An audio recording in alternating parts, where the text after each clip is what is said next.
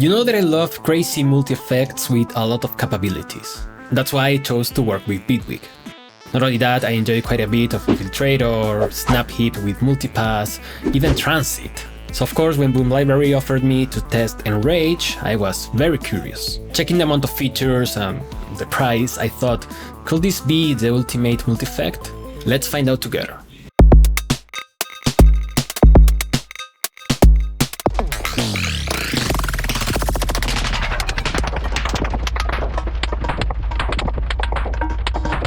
So like Bitwig or Snap Heap and many others, Enrage is a modular multi-effect. It has over 50 different effects to choose from, many modulators, a lot of macros, and a lot of routing options. I mean, you begin with 6 parallel tracks that then you can start routing together or side chaining, and even create some multiband or stereo splits.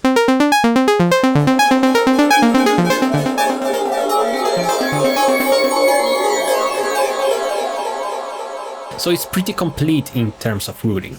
Now, out of the 50 different models, there are some typical effects, for instance, a chorus, flanger, a reverb, or a simple delay, but there are also many notable ones that I have to mention. For instance, the shift and grain delays can give you very glitchy kind of sounds.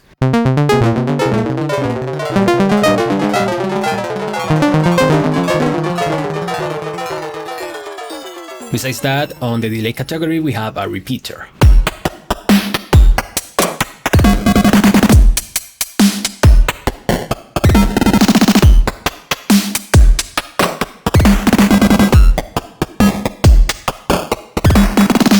Not only that, one very special model is the tame, because it's a resonance suppressor or enhancer. Of course, it's sort of like having your own soothe inside this multi-effect.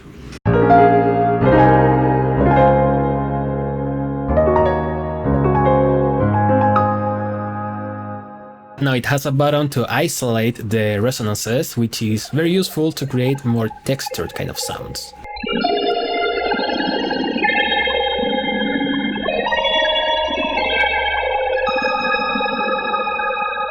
Then on the pitch we have a very useful pitch shifter for vocals, because it lets you change the format. I'm hiding, come find me. So frightening, I'm out of my mind. Out of my mind. Not only that, a very interesting effect that's also spectral is the warp. In my video about spectral effects, I explain what it is, but basically you can change a frequency of a sound into another frequency depending on this line. I think the horizontal line is the original frequency and the vertical line is the new frequency. I'm Hiding, come find me. So frightening, I'm out of my mind. And besides all of that, on the reverb category we can find an impulse response loader. Now it doesn't have too much impulse responses to offer, like, I don't know, kilohertz, but of course you can always load up your own impulse responses and even some samples.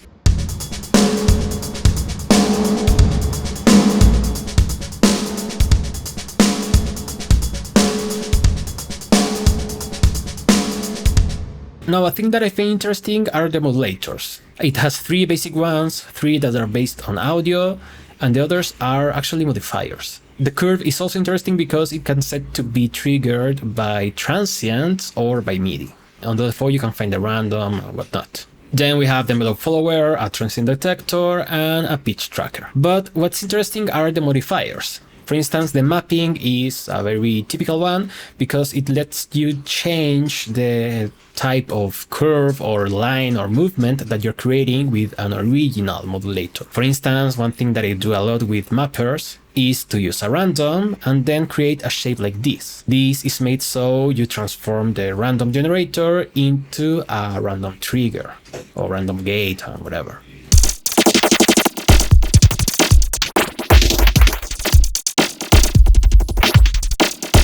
Finally, it has 24 macros, which I think that's more than plenty.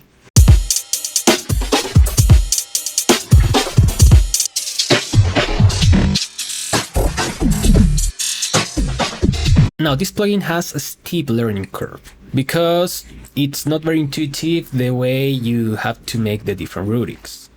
I mean, you have to insert a split, but also widen up maybe a gain or insert different gains and whatnot. So it's not the easiest multi-effect to start with. That's why when I started testing it, I checked out many of the presets. And let me tell you that they are excellent.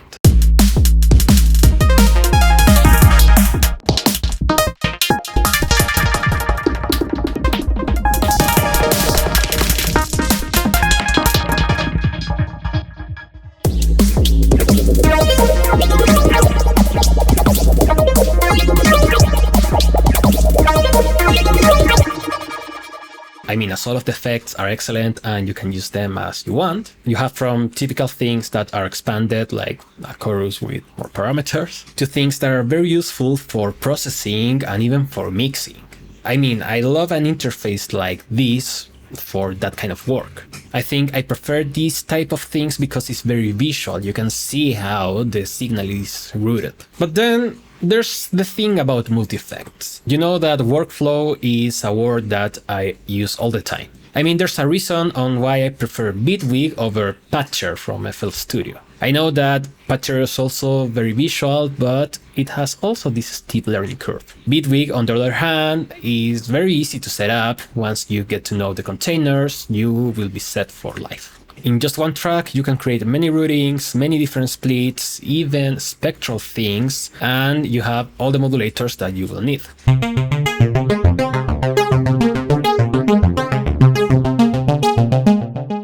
But of course, Bitwig is my choice, maybe it's not yours. So Enrage maybe is the plugin for you. But still, what I think is great from Enrage, well, from starters, is very visual and very tidy. It doesn't have hidden menus, everything is in just one screen, and even if you're not modifying one effect, you can still see where it is. But of course, there is a big 329 euros elephant in the room.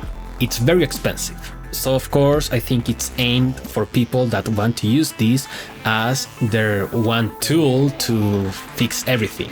And there's nothing wrong with that. I mean, I know producers that use only one synthesizer and one multi-effect and that's it. So again, I think this is aimed to be the one-step solution for multi-effects and sound processing.